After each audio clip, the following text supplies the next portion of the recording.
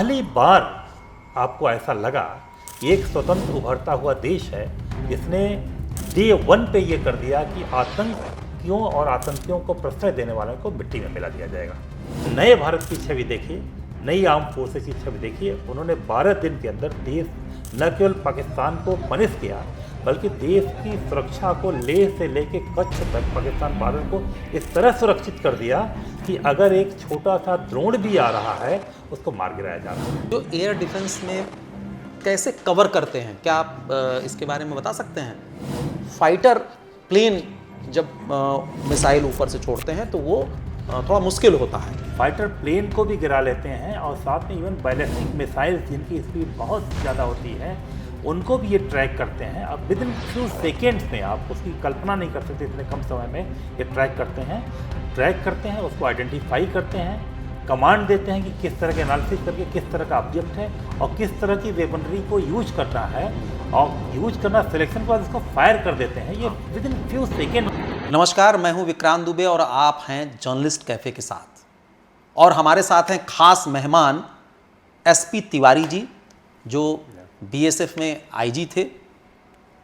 आज हम लोग बात कर रहे हैं भारत और पाकिस्तान के बीच जो युद्ध चल रहा है उसमें एयर डिफेंस जो एक ऐसा शब्द है जो इस पूरे युद्ध के आसपास मंडरा रहा है और कह सकते हैं कि पूरा युद्ध ही एयर डिफेंस के बदौलत है। तो तिवारी जी, एयर डिफेंस जो शब्द है भारत इस समय हर जगह पूरी दुनिया में गूंज रहा है। भारत और पाकिस्तान के लिए नया नहीं कहेंगे लेकिन आम जनता के लिए तो ये नया शब्द है। क्या है air defence? Vikrant ji, thank you very much journalist cafe में आमंत्रित करने के लिए। नया भारत नई परिभाषाएं लिख रहा है। 7 तारीख से जो युद्ध शुरू हुआ तो ढेर सारे स्पेकुलेशन थे कि इंडिया किस तरह से रिएक्ट करेगा और किस तरह से पहलगाम घटना के बाद क्या एक्शन लेने जा रहा है। नए भारत में 2-3 चीज़ें जो आप एयर डिफेंस से मैं आऊँगा उसके पहले मैं आपको बताना चाहूँगा कि नए भारत की पहली छवि जो दिखी अभी विगत वर्षों में क्या हो रहा था कि जब भी कोई आतंकवादी हमला होता था, चाहे मुंबई अटैक हो, बॉम्बे ब्लास्ट हो, हम थर्ड कंट्री के पास जाके गुहार लगाते थे, साहब पाकिस्तान ने कर दिया, आप कुछ करिए, पाकिस्तान को नसीहत दी। पहली बार आपको ऐसा लगा कि एक स्वतंत्र उभरता हुआ देश है जिसने डे 1 पे ये कर दिया कि आतंकियों और आतंकियों को प्रश्रय देने वालों को मिट्टी में मिला दिया जाएगा। उसके बाद से भारत अपने घर में बैठे बैठे कूटनीति करता रहा, कहीं जाके किसी से सहायता नहीं मांगा और डे 1 से message was loud and clear कि साहब अटैक होना है, पाकिस्तान को पनिश करना है। तो ये भारत में एक नई चीज जाएगी। दूसरी, भारत में आप देखिए पाकिस्तान में डे 1 से उनके मंत्री, उनके संतरी, उनके तरह तरह के लोग तरह तरह के भड़काऊ बयान देते रहे जो एक ओछापन, छिछलेपन का परिचायक था। ये लगता था कि हर जगह आपको न्यूक्लियर थ्रेट, तरह तरह के थ्रेट देते रहे कि पहली बार नए भारत में दिखा कि प्रधानमंत्री ने जो बोल दिया उसके बाद पाकिस्तान के ऊपर हमारे चाहे डिफेंस मिनिस्टर हो चाहे किसी ने बड़ा नपातुला, सधा और सीधा सवाल दिया, संक्षेप में किया हमने क्या करना है, एकदम जो एक सुपर पावर को करना चाहिए। तो ये भारत पहली बार देखा कि उन्होंने अनायास बकवास नहीं किया, किसी को घबराने की चिंता, किसी को थ्रेट नहीं किया, क्या करना है उन्होंने वही किया जो उनसे एक्सपेक्टेड था, देश चाहता था। दूसरी चीज़। तीसरी चीज़ आप देखें कि जब 71 का वार हुआ था या 99 में जब हमारा कारगिल हुआ था तो हमारे घटना में और एक्शन लेने में ढेर सारे गैप होते थे। एक बड़ा फेमस है मानेकशॉ जी का है कि जब इंदिरा गांधी जी ने उनको बोला कि आप अटैक करिए तो उन्होंने कहा no, I will take 6 month, आप 6 महीने का समय दीजिए, मैं आपको ईस्ट पाकिस्तान दूंगा। तो 6 महीने मोबिलाइज करने में, फोर्सेज को तैयारी करने में लग जाता है। लेकिन नए भारत की छवि देखिए, नई आर्म फोर्सेज की छवि देखिए। उन्होंने 12 दिन के अंदर देश न केवल पाकिस्तान को पनिश किया बल्कि देश की सुरक्षा को लेह से लेकर कच्छ तक पाकिस्तान बॉर्डर को इस तरह सुरक्षित कर दिया कि अगर एक छोटा सा ड्रोन भी आ रहा है उसको मार गिराया जा रहा है। तो ये नए भारत की छवि। दूसरी चीज़ आप देखिए कि जो आपने एयर डिफेंस की बात किया, इस बार का 3 से 4 दिनों का जो वारफेयर रहा, जो स्टैंड स्टिल रहा या जो टसल रही, वो टोटल एयर बेस्ड हो गई। पहले के वारफेयर में जो होता था कि आर्मी आगे बढ़ती थी, लैंड फोर्सेज आगे बढ़ती थी, एयरफोर्स उनको सपोर्ट देता था। उनके एक्सपेंशन में आगे बढ़ने में मदद करता था। लेकिन अभी वार का कॉन्सेप्ट बिल्कुल बदल गया है। अभी एयरफोर्स जो है वो जाके इलाके को न्यूट्रलाइज करती हैं, मेन टारगेट पर न्यूट्रलाइज कर देती, तब उनको एक अम्ब्रेला प्रोवाइड कर देती तो आर्म फोर्सेज जो ग्राउंड फोर्सेज जो मार्च करती हैं। तो अभी तो इंडिया का वो लेवल आया नहीं कि इंडियन आर्मी का अपने शौर्य अपनी वीरता दिखाने का मौका मिले। एयरफोर्स ने इतना उनको पानी पिला दिया कि उनकी अंदर ये ताकत नहीं रही कि 3 दिन 4 दिन में घुटने पे आ गए, उन्होंने आके सीज फायर की मांग कर लिया।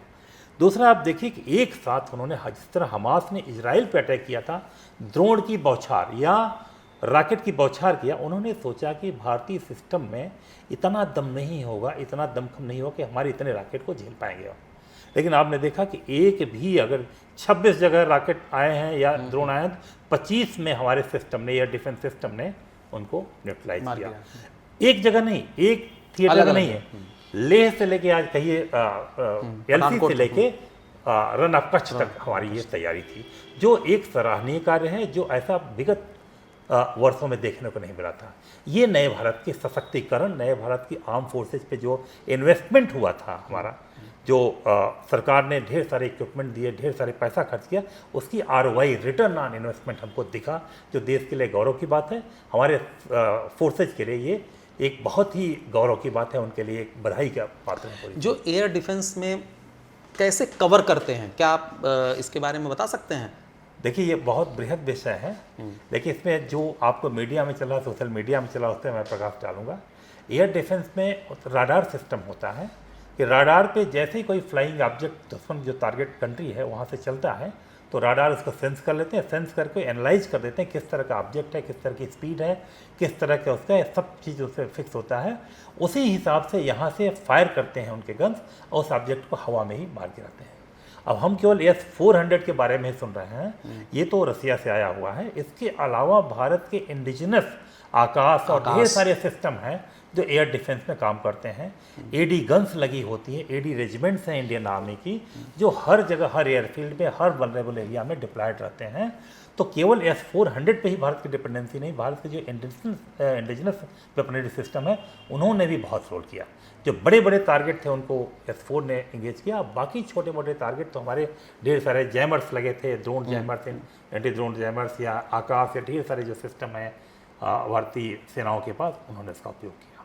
मतलब कहा जाता है, आप ऊपर की जानकारी कहें तो, कि ड्रोन और मिसाइल जब अटैक करते हैं, वार करते हैं, तो उन्हें एयर डिफेंस रडार का जो अपना सिस्टम है वो उन्हें न्यूट्रलाइज कर लेता है।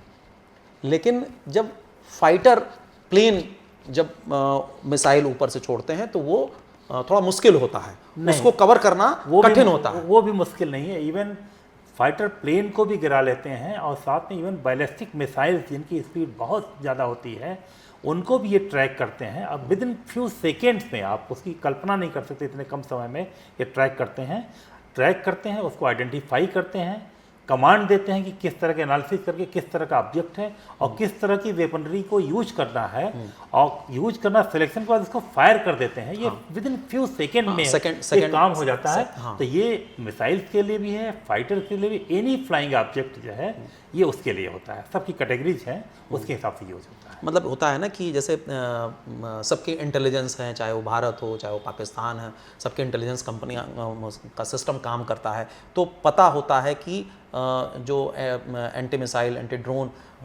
रडार हैं वो किन किन जगहों पे प्लेस हैं। कुछ ऐसे होते हैं जो मोबिलाइज होते हैं, तुरंत लेके जाते हैं, तो उसको पहले से चिन्हित रहता है, इसलिए लैंड टू लैंड जो मार होती है मिसाइल की और ड्रोन की, उसको कवर करना थोड़ा आसान होता है। लेकिन अगर फाइटर प्लेन से, क्योंकि वो मोबिलाइज होता है, पता नहीं चलता है, उससे जब अटैक करते हैं तो उनको पकड़ पाना थोड़ा, जो परसेंटेज कहें हम न्यूट्रलाइज करने का, वो कम हो जाता है। देखिए, हर समय वल्नरेबल एरिया और वल्नरेबल पॉइंट जो है हमारे डिसाइड होते हैं कि कौन सा एरिया हमारा वल्नरेबल है, जहाँ पे दुश्मन गिवन अपॉर्चुनिटी वहाँ पे फर्स्ट अटैक करेगा। एयरफील्ड होते हैं, एम्यूनिशन डंप्स हैं, बड़ी बड़ी फैक्ट्रियाँ हैं, पावर ग्रिड हैं, इस तरह की बड़ी बड़ी चीज़ें हैं जो एसेट्स हैं कंट्री के, जिनके नुकसान से वार पे या कंट्री के वार लड़ने की कैपेसिटी पे फ़र्क पड़ेगा।